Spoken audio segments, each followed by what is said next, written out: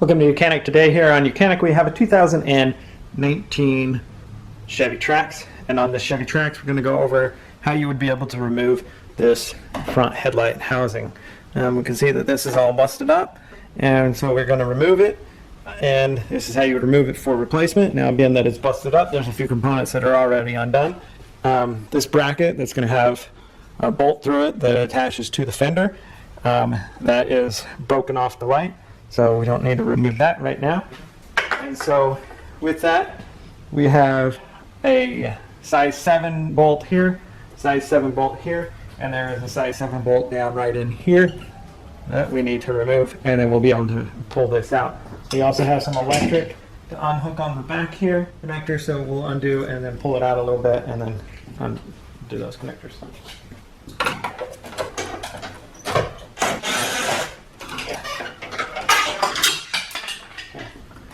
That one's not attached to much. This one here, that one there.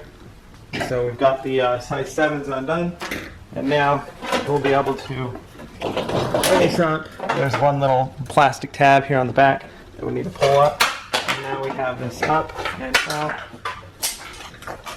We'll be able to just unhook this one electric connector right here. You have to pop the red tab back and then press the gray tab in and be able to unhook the connector.